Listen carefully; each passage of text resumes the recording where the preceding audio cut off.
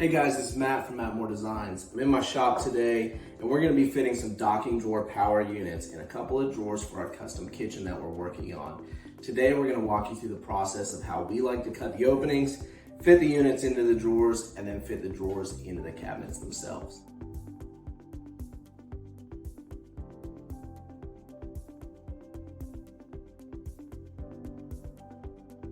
There's multiple tools and techniques that can be used to cut the opening in the back of the drawers. You could use a jigsaw, you could use an oscillating multi-tool, but the process that we prefer is to create a jig for each of the sizes and use a router to cut the opening.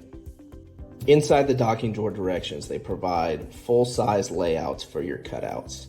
They're very clear, concise, they give you overall dimensions of the unit as well as center-to-center dimensions for your corners. Because we're using a router template, we won't have to refer to these center-to-center dimensions. We just need the overall size of the unit. So the single unit is going to be 6 inches wide by 2¼ inches tall.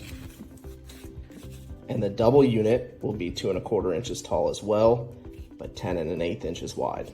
So here we have all the materials that we're going to use to make our templates.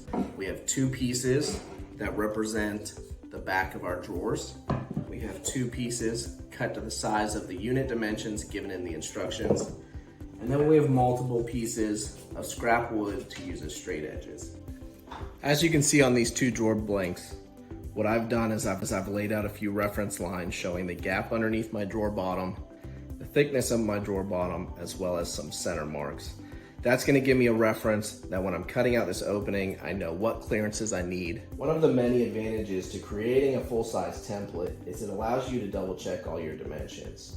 As you can see, if we centered this unit in the middle of the drawer, the armature would be wider than the drawer. So this unit's going to need to be offset slightly in the drawer itself to make sure the armature clears the back. So what we're going to do is we're going to take the cutout from center to the left side of the drawer, so that way our power cord is routed in the direction that we need to go. So the fact that we've created blanks that are the exact size as our unit itself, as well as gave ourselves center lines, we'll be able to locate this exactly where we want our cutout, be able to lay it out. And then what these auxiliary strips are going to be for is we're going to nail them down around this blank and essentially create our template to cut the hole in our drawer blank itself.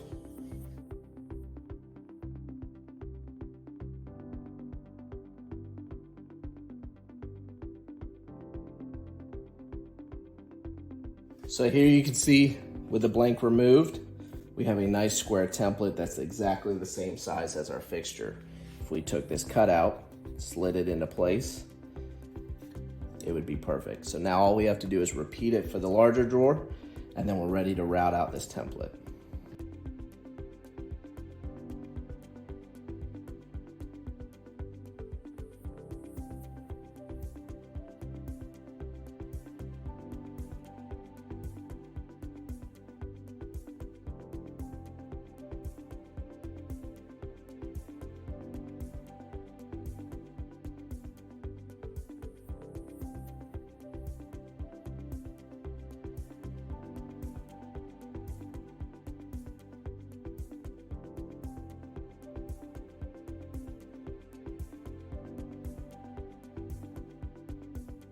So once the routing is complete, you can see we have a nice clean cut.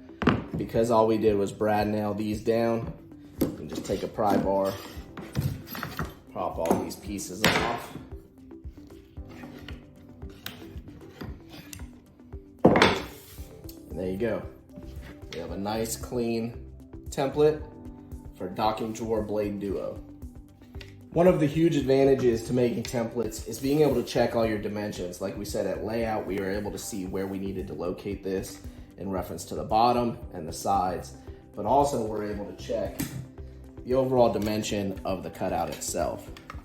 So we can feed the unit through.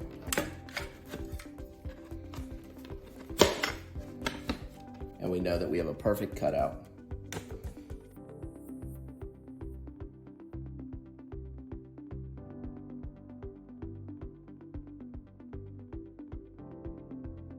So now that we've used the router and we've cut both of our templates, All we have left is to clamp this to the back of our drawer, use the same exact technique, and cut the hole out of the back of our drawers.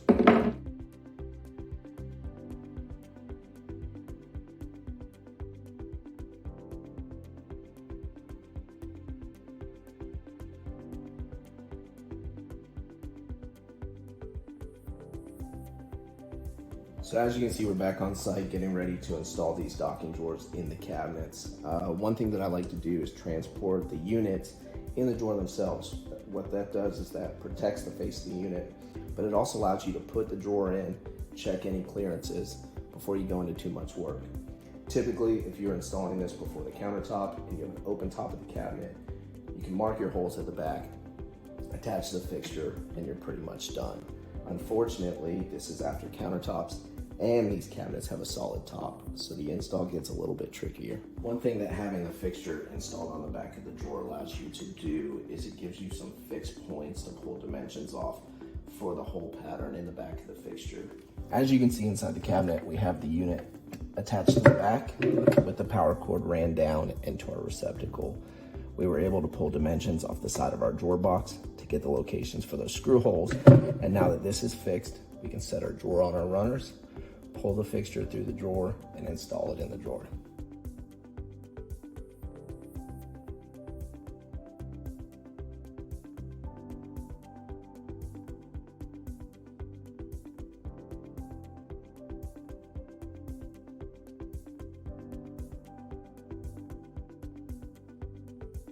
Because we already had the fixture installed in the drawer at one point, we already have our screw holes. So what's left at this point is to put the screws in and put the cover plate on.